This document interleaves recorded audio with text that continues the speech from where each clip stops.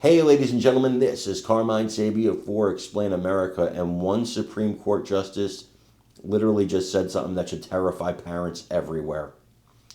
Before we get started, I want to remind you to please like, share, and subscribe. It really helps us out. You know, Joe Biden's Justice Ketanji Jackson Brown, she's really, really radical. I mean, he went and picked a hardcore left radical. Now, they were talking about school choice. They were talking in there about this case in Maryland where they want to allow parents to opt out of their children reading overtly adult-themed books. And she was arguing, it seemed like she's all for the parents not being able to opt out. And what she said smacks of elitism. Now, this is a woman who went to private school, so take that with a grain of salt. But she says, well, parents can homeschool their kids or they can send them to a private school. Well, that's great if both parents don't have to work. That's great if the parents can afford private school. Listen, my mother sent me to private school for most of my academic career until my last 2 years of high school because I begged to go to public school for the last 2 years. And she acquiesced, and we didn't have money. My mother had to work hard to send me there in a single parent household.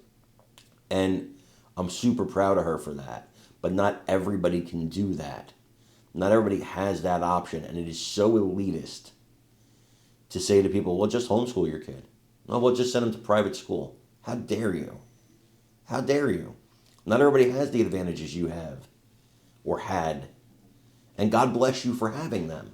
I don't think that's a bad thing, but you cannot assume everybody has them. I want you guys to watch this and let me know what you think in the comments. Known as the religious bigotry capital of the United States. You're so intolerant, you even lost Justice Kagan. I, too, was struck by, these are, young kids, picture books, and on matters concerning sexuality. I suspect there are a lot of non-religious parents who weren't all that thrilled about this, and then you add in religion, and that's even more serious. Now, to be clear, this case isn't even close. It shouldn't be. The ruling should be 9-0 in favor of the parents. But then again, the Constitution, religious liberty, parental rights, they don't seem to matter as much to certain justices who sound like they're frustrated MSNBC pundits. The parent can choose to put their kid elsewhere. You don't have to send your kid to public school. I'm struggling to see how it burdens a parent's religious exercise if the school teaches something that the parent disagrees with. You have a choice. You can homeschool them. Okay, it sounds like Justice Jackson, God bless her, studied a different con law than I did in law school. I'm not sure what she studied. It's unconscionable that a sitting Supreme Court justice would contend that it is constitutionally permissible to penalize Christian or Muslim parents for exercising their religious liberty rights. Go private.